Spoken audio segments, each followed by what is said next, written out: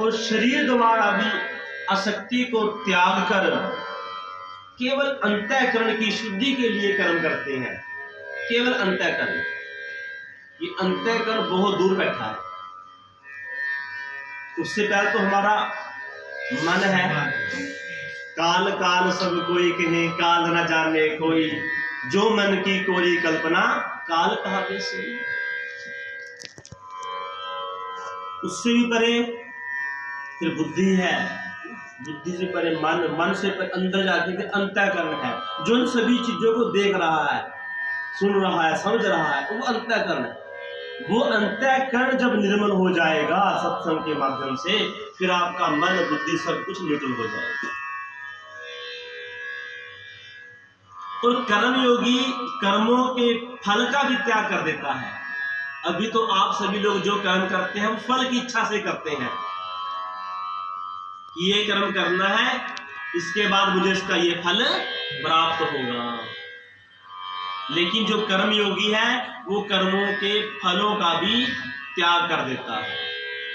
उसने अपनी ड्यूटी, अपना कर्तव्य निभा दिया, बस इससे ऊपर और मुझे कुछ नहीं करना। इस कर्म का क्या फल है उसकी तरफ ध्यान भी नहीं जाता। भगवत प्राप्ति रूप फिर वो शांति को प्राप्त हो जाता है, क्योंकि जब फल की इच्छा ही नहीं है, फल की कामना से रहित होकर जो कर्म करेगा तो उसके मन को शांति तो स्वतः मिल जाएगी। और जो सकाम पुरुष है, कामना इच्छा रख करके जो कर्म करते हैं, वो फलों में आसक्त होकर फिर दोबारा बंधन में बंध जाते हैं। फल की इच्छा छोड़ दी तो बंधन से मुक्त, फल की कामना की तो दोबारा बंधन में हम बंध जाते हैं। इस प्रकार अंतःकरण आपके वश में हो जाएगा। जब कामना ही नहीं रही, इच्छा ही नहीं रही, फिर क्या होगा? मन आपके वश में हो जाएगा।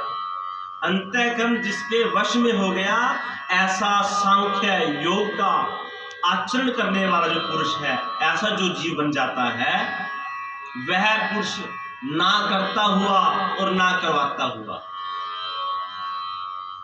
9 द्वारों वाले इस शरीर, इस घर में सब कर्मों को मन से त्याग कर आनंद पूर्वक सच्चिदानंद साहिब के घर में प्रवेश कर जाता है। सार शब्द और कबीर जी में कोई अंतर नहीं है।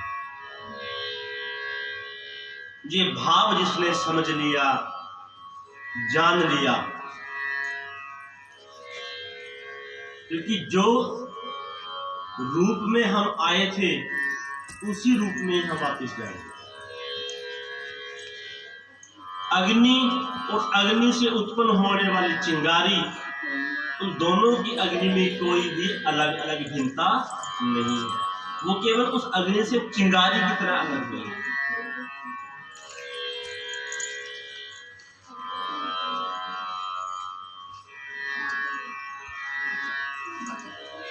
क्योंकि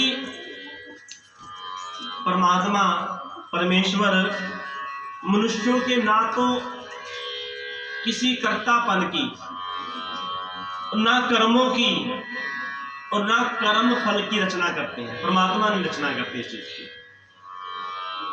ये जो स्वभाव है, स्वभाव ही स्वभाव में बरत रहा है। आप सभी लोगों को 3 गुणों के बारे में पता है। वो 3 गुण अपना प्रभाव कर रहे हैं। ये 3 गुणों का शरीर, 5 तत्व और 3 गुणों का शरीर है। जो जो इस ब्रह्मांड में हो रहा है वो इस पिंड में हो रहा है। तो अपने आप ही बरत रहा है ना। जब आप इसको अपने मड़े ले लेते हो, अपने माथे ले लेते हो, भार उठा लेते हो, फिर आपके वो तिलक हो गया। ये कर्म आपने किया है, क्योंकि वो आपने मान लिया।